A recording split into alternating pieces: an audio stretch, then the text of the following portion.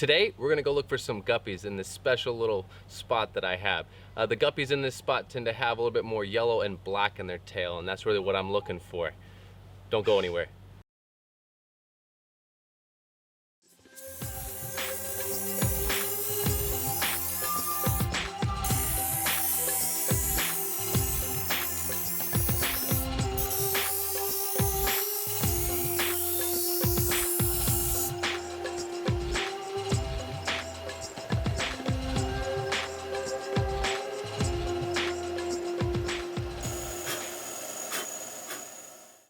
Well, for the last few weeks, I've been trying to find a spot down to this location in the gut.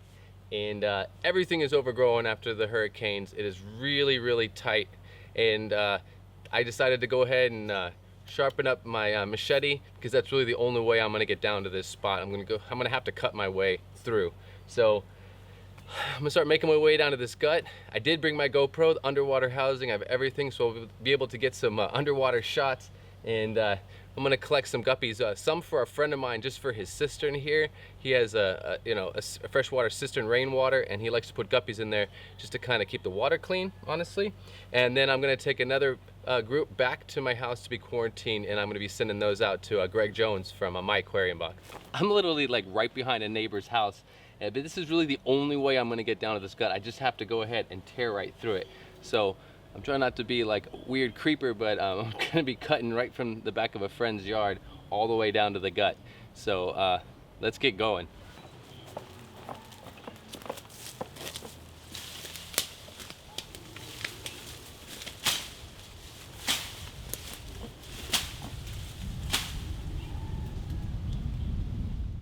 All right, well, I've made my way down to the gut. It was definitely a little rough.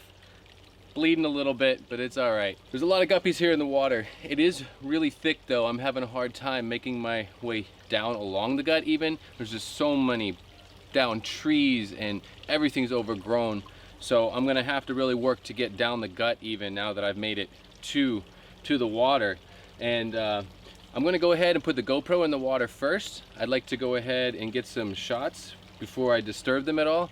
And just check out the biotope and see their environment that they're living in. The water is probably 3 or 4 inches. It's just really awesome to look at the difference between locations. A lot of people wonder, why am I taking guppies out of the wild? Why am I not just going to the pet store and collecting them in the pet store? Well, honestly, you know, it's insanely awesome to me to see the difference between these different biotopes. There's thousands of guppies in here. I'm not disturbing the population and really negatively affecting the population at all. So that's not the issue. I just like to see the different characteristics. I can go 3 miles down the gut that way, and the tails on the guppies have more orange and black. The guppies here in this area have a little bit more yellow and black in the tail, which I'm really liking. So I'd like to collect a couple of groups from here, take them home, and maybe mix them even with some of the other guppies from down the gut, and just see what happens. I like working with wild strains. I'm not the kind of person, I'm not all about getting stuff from the pet store, especially when I have the opportunity to collect it from the wild locally. So that's why I'm collecting these guppies, for all of you that are wondering why. So let me go ahead and put the GoPro in the water. Let's observe this biotope. Let's check it out and see what their natural environment really looks like. Like I said, we're talking about 4 or 5 inches of water. That's it. That's the total depth in this area, in this pool. And then I'm gonna go ahead and collect some of these.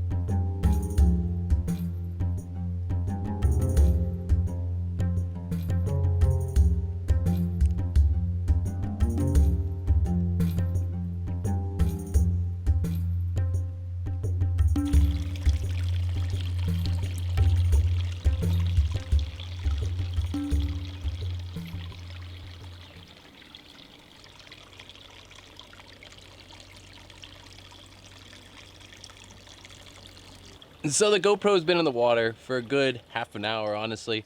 I moved it around to a couple of spots so you guys could check that out. Now I'm gonna go ahead and collect some of these guppies up. Just observing them, just, you know, while I'm filming with the GoPro, I could see definitely some yellow and black in some of the tails, as well as some orange. Really, some of them are really actually pretty striking. So I'm gonna go ahead and collect up about 50 of them out of this pool, and we'll take a look at them.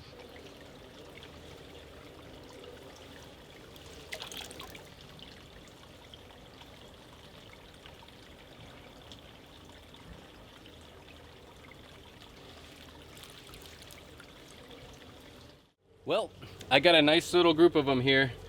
There's well over 100 actually. I'm gonna go through here after I look at them, and I'm probably only gonna take about half of them. I definitely found a nice little group here. There's not as much yellow that I was looking for. There's definitely a lot of red and black in the tails.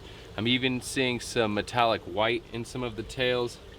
A lot of them have a black dot on them. Surrounded by silver, by metallic. I really like seeing that, where the wherever the black spots are, there's actually like a metallic ring around the black. That's really really cool. So I'm gonna go ahead and prop these up over here on this bridge that got washed downstream, and I'll show you guys, let you guys take a look at them. There's some really nice guppies in here. You see that that one there with the yellow on the tail. I really do like that. It's got a little bit of black around the edge. I really do enjoy that one there. That's kind of what I'm really looking for. You might notice that near the tail is an orange spot, which is very prominent on most of them. There's also a green spot right after that, right before the tail starts.